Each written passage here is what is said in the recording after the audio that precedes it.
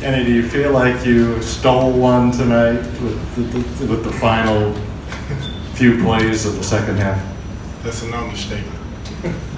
I can tell you this, Vanderbilt really outplayed us tonight, but we had a couple guys and their will to win was unbelievable.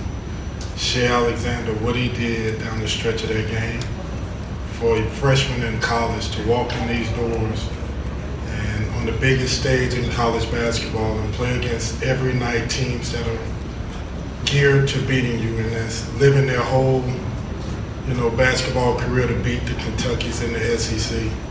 For that kid to come out and fight the way he did for us to win, it says a lot about him.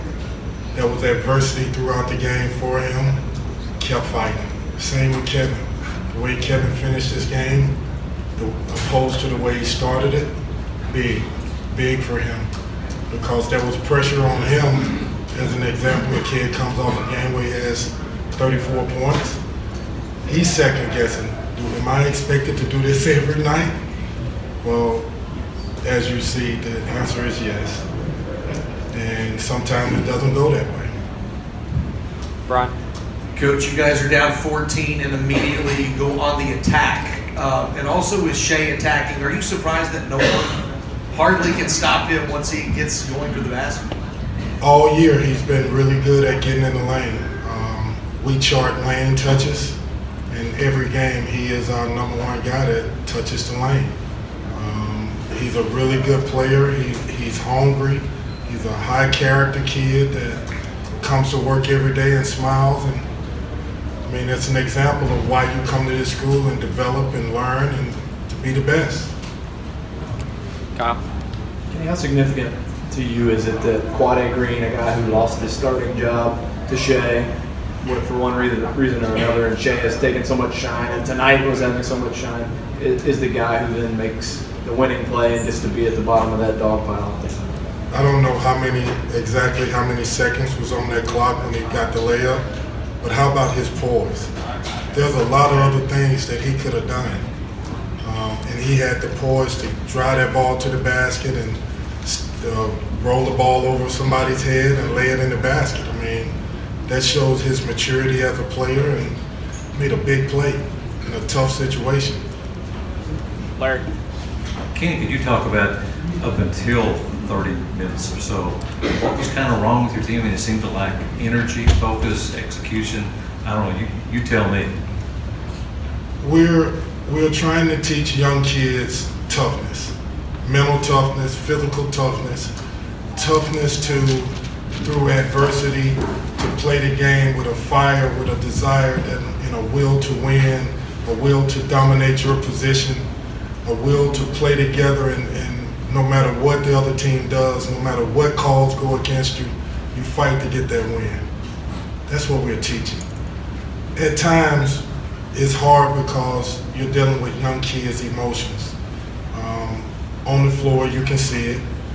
There are guys out there that's not having success. They put their heads down. There are guys out there that they're learning about who they are. They're seeing adversity for the first time. And in the meantime, we're saying, step to the side, we got to win this game. So it's hard. It's really, really hard doing what we do. But on the flip side, who would want to be anywhere else other than this doing this? Fletcher? Hey, Kenny, you guys got out-rebounded and Vanderbilt had more points in the paint. Is there something specific that allowed that to happen? How about Jared Vanderbilt's play? Where are you? He's back on the right, Kenny. Okay, ask me that question again. Vandy out-rebounded you guys and had more points in the paint. But is there anything specific that let that happen, allowed that to happen? Definitely. We knew for the last 3 days that Vanderbilt was going to drive us. The first time we played them, there were 12 plays where it was either a straight line drive or a turn down on a ball screen. That's 20-something points. When you watch us play them the first time, it was obvious what they were going to do. They're not going to settle for threes and move the ball around the horn and not penetrate and just shoot threes. They're going to put us on our heels and try to get down the lane and make plays. The Robeson kid was unbelievable tonight. he really hurt us. He outplayed PJ and Jared and Wendy Gable. He was really, really good.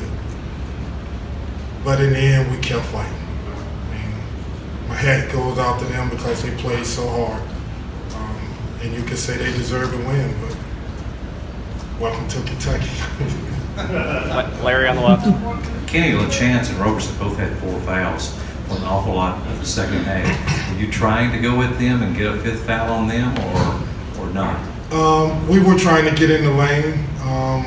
What we did down the stretch of the game, whoever Roberson was guarding, the opposite big went up to set the ball screen on Shea.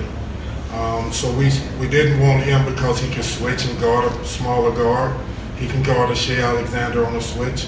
So we just went opposite. Whichever one that the 5-man was guarding, the other big went and set the ball screen, and it happened to be PJ. And you know, Shea again, what he did to get in that lane and finish those plays was big for us. Can you stay on left?